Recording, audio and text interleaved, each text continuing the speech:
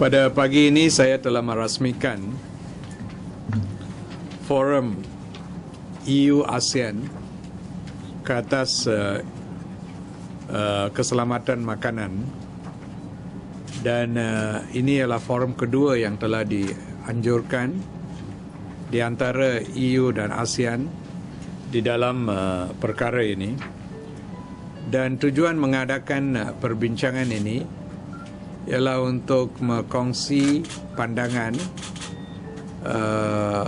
pengalaman dan pengamalan daripada segi undang-undang dan struktur dan yang tersedia ada di antara kedua-dua rantau EU dan di rantau ASEAN, dan macam mana ia boleh bantu untuk meningkatkan lagi pencapaian di dalam bidang keselamatan makanan. Dan ini satu perkara yang sangat mustahak, kerana salah satu daripadanya untuk kita di ASEAN ialah untuk membawa harmonization atau kesamarataan kepada sistem keselamatan makanan yang tersedia ada di ASEAN, kerana tiap-tiap negara di ASEAN ini mempunyai sistem-sistem masing-masing. So kita kena sedang dengan ASEAN Community menuju ke arah kepada satu standardization and harmonization. Ini akan bantu di dalam beberapa perkara. Satu, ia akan menjamin makanan yang dibawa masuk atau dimakan oleh rakyat di seluruh ASEAN ini terjamin daripada isu keselamatan dari satu mutu yang tinggi. Nombor dua, daripada segi trade, iaitu perniagaan, itu akan memastikan peluang-peluang perniagaan yang lebih banyak akan dibuka kepada negara-negara ASEAN sebagai pengeluar makanan, mahupun di dalam rantau ASEAN sahaja ataupun daripada ASEAN kepada negara-negara yang lain termasuk kawasan EU. Dan dengan adanya satu sistem keselamatan makanan yang lebih tinggi, ini akan membantu di dalam trade yang tersedia ada. So sekarang Malaysia sebagai tuan rumah kepada ASEAN Risk Assessment Center, di mana kita telah diberi tanggungjawab untuk mengadakan program-program untuk meningkatkan lagi mutu assessment tentang ancaman-ancaman daripada segi makanan dan keselamatan makanan, dan memastikan standard-standard yang ditetapkan ialah pada satu taraf yang lebih tinggi telah memperjuangkan keperluan ini. Dan dengan adanya polisi-polisi macam ASEAN Food Policy dan sebagainya, kita berharap kita boleh menuju kepada satu sistem ASEAN Food Regulatory System yang diterima oleh semua negara di dalam ASEAN. So kalau itu boleh dicapai, itu bererti semua pengeluar makanan di dalam ASEAN yang mematuhi piawaian yang telah ditetapkan di dalam ASEAN Food Regulatory System itu boleh masuk dan keluar tanpa apa-apa halangan. Dan itu akan meningkatkan trade di dalam ASEAN. Dan bila kita sudah sampai mutu yang tinggi dengan harmonization dengan rantau-rantau lain seperti European Union, itu akan pun meningkatkan lagi trade yang tersedia ada dengan kawasan-kawasan lain macam European Union.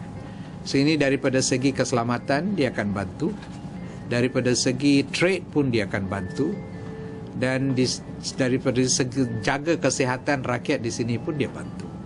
So ini satu perkara yang sangat mustahak. So itu pada ini 2 hari ini perbincangan akan standard harmonization of standards di antara ASEAN dan EU, supaya mutunya ialah setaraf. Okay. Today I opened the EU-ASEAN Forum on Food Safety, which is the second time it's being held here, which is aimed at opening better dialogues between the authorities on food safety in ASEAN and from the European Economic Community, and to move towards a greater degree of harmonization in the standards of food regulation and safety. This is an important dialogue because, one, it raises the level of food safety among ASEAN country members. Number two, through the experiences which will be exchanged within this dialogue, it can assist ASEAN country members who are evolving such food standards, because in ASEAN itself, not all the countries on the state level of evolution as far as food safety goes. So countries were just putting up their systems and standards. They will be assisted tremendously by the availability of this experience and knowledge to ensure that they can come out with good safety regulations and standards within the individual countries. And third, also it will assist us in our process within ASEAN itself as we move towards the development of our ASEAN food safety regulation. Because the eventual development of ASEAN food safety regulation will provide the ASEAN standards of food safety and promote intra-ASEAN trade, and at the same time ensure that as a whole the region reaches a certain level of acceptable standards in food safety. This will further augment the opportunity for ASEAN trade countries to increase their trade in food to other countries. And as we move towards harmonization between the ASEAN standards and European standards, this harmonization will further increase our opportunity. And high levels of food safety have always been great tools for increasing trade. So by virtue of doing that, I think we will be increasing our access to other countries which probably have got higher requirements in terms of food safety. So it's my hope that through these forums, both within ASEAN level and between ASEAN and other levels, like particularly here within the European Union, we will be able to further enhance the trade between both our countries. At the present, I think the ASEAN-EU trade is something between 240 million, and which is 50-50 from ASEAN to European Union half, and from European Union to here half. But I can see the potential for increase and growth is tremendous. So we have to move along that side, in that direction. Okay? Any questions?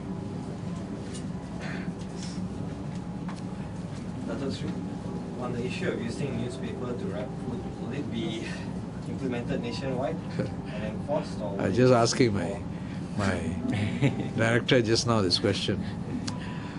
Well, as a policy, the National Food Safety Department has always been advocating that we avoid using newspapers to wrap paper. That's been a policy.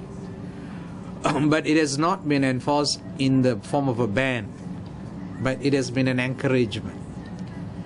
But the police state department, police state government has taken it one step further and said that you ban it. I mean, because they've taken it to a higher level. We will discuss it at our ministry, because I realize that there has to be some standardization of policies as far as health is concerned. So we will discuss it at our ministry with this recent decision of the police state government as to what stand we are going to take as far as the national level. But our policy has always been clear. The premise on which it came for is, when you use printed paper, particularly old newspapers, of course there's great concern on the healthy status of the paper, right? Why it is a paper which definitely has undergone many hands, passed through many places, and eventually it becomes the receptacle for packing your food. So it is definitely a potential of causing of a health problem in many aspects. And other than the fact that it can various kind of contaminants, the printed matter itself is a potential contaminant itself. So on health, I think whatever the police state government is consistent with the health policies. But So far our policy has been mainly on the basis of encouragement. But we didn't take any action on those who were doing it. We were just encouraging them not to do it. And a lot of people are not doing it. I mean, nowadays you see, there are very few people are using papers to pack. But Perlis has decided, maybe in Perlis they were still using papers to pack, I'm not sure. But we will discuss on our level and see how we will approach this from a more national perspective. Okay? Yeah. Two questions, sir.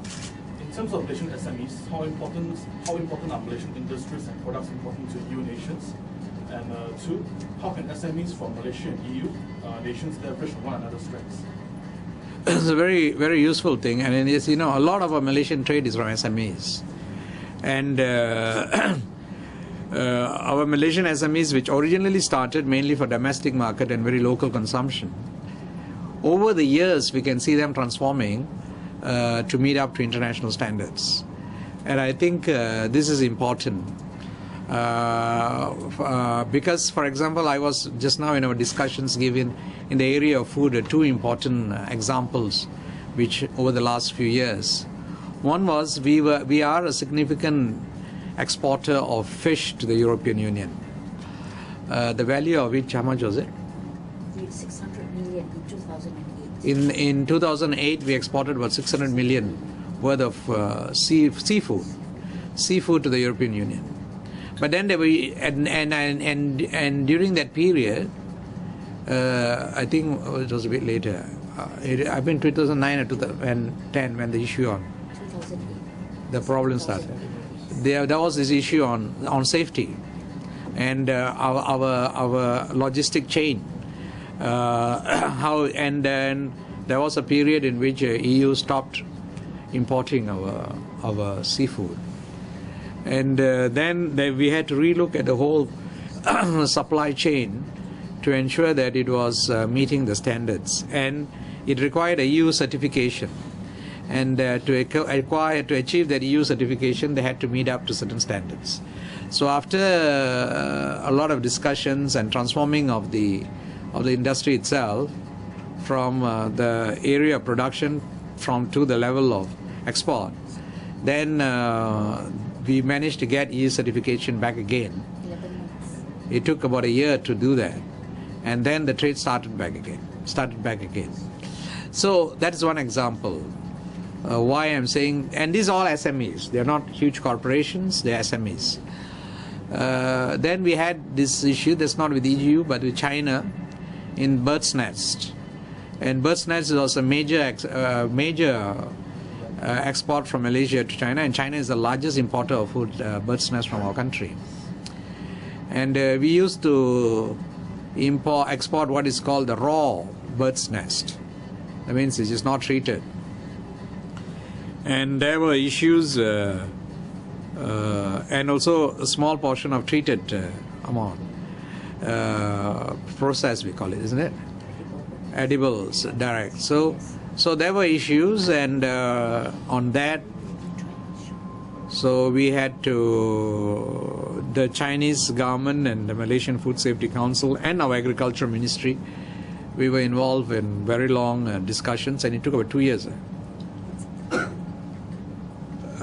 I think it started during Liao's time and finished in my time. So this is something like started maybe in 2011, and we solved it in 2013 or 20. So it took about 2 years. 2 years for us to actually sort out this problem to ensure that that safety profile of that is. So food safety is very important. If SMEs want to make sure that they're international competitive, they have to up their standards to meet up to the international standards. So, and we encourage them to do that. We encourage that, and I think a lot of effort done by the government to do that. Through SME Corp and others, this support is given so that they can actually improve their standards, so they meet up to international safety requirements, so that they can have access to more markets. Otherwise, you will be confined to very small markets. So in that region, I think in both ways, the role of SMEs is very, very important, because Malaysia, food production We don't do it in the large, huge scale industry like what is done in other countries, right? Ours is all very, very small producers. And so the SMEs are the major contributors to this. So it is important they meet up to the standards, right? Minister, and if I may add on SMEs, just to echo the Minister's comments, just to give you some facts, in ASEAN we have more than 11,000 corporations present in ASEAN. Some of them are SMEs. And in Malaysia we have more than 2,000.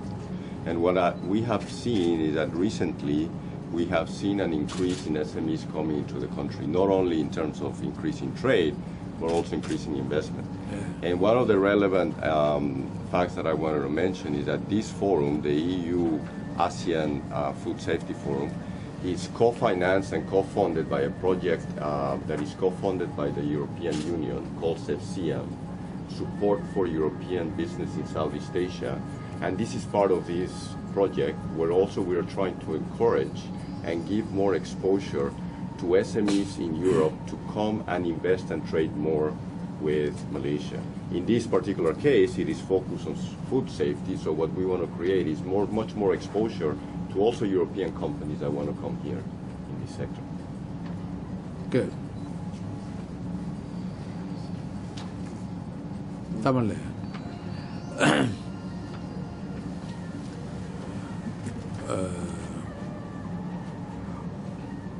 உலகளாவிய நிலையில் உணவுப் பொருட்களுடைய ஏற்றுமதி இறக்குமதி ஒரு பெரிய வாணிகமாக இருக்கின்றது. நம் நாட்டிற்கும் யூரோப்பியன் கம்யூனிட்டிக்கும் இருக்கக்கூடிய உணவு சம்பந்தப்பட்ட வாணிகம் வந்து ஏறக்குறைய 230-240 மில்லியன் US டாலரில் இருக்கின்றது. ஆகையினாலே இதை வந்து அதிகரிக்க வேண்டுமென்றால் நம்ம இரு வட்டாரங்கள், அதாவது ஆசியான் யூரோப்பியன் யூனியனுக்கு வட்டாரங்கள்கிட்ட இருக்கக்கூடிய வாணியத்தை அதிகரிக்க வேண்டுமென்றால் முதலிலே ஆசியான் வட்டாரத்திலிருந்து ஏற்றுமதிப்படக்கூடிய உணவுப் பொருட்களுடைய தரமும் குறிப்பாக சுகாதார ரீதியாக பாதுகாப்பு அம்சங்களும் வந்து உலகளாகிய அடைவு நிலை வந்து அடைந்திருக்க வேண்டும். அதை உறுதி செய்ய வேண்டுமென்றால் நம் உணவு உற்பத்தி முறையிலும் உணவை வந்து நம்ம எந்த வழியிலே பயன்படுத்துகின்றோம், அதை மற்ற வழியிலே ஒரு இடத்திலிருந்து ஒரு இடத்துக்கு எடுத்து செல்கின்றோம் என்றமெல்லாம் வந்து உணவோடைய ஆரோக்கியத்தையும் அதோடைய பாதுகாப்பு அதையும் பாதிக்கக்கூடியதாக இருப்பதனாலே அதை மக்களுக்கு எந்த நிலையிலும் அது பாதுகாப்பானது இருக்கின்றது என்பதை உறுதி செய்வதற்கு சட்டங்கள் இருக்கின்றன. நிர்ணயிக்கப்பட்ட தர அடைவு நிலைகள் இருக்கின்றன. இதை அடைய வேண்டும் என்பதுதான் வந்து ரொம்ப முக்கியம். அதாவது உலகளாவிய அடைவு நிலையை அடைந்தோம் என்றால்தான் உலகளாவிய சந்தையிலே நாம் வந்து போட்டியிட்டு ஒரு நல்ல வெற்றியை பெற முடியும்.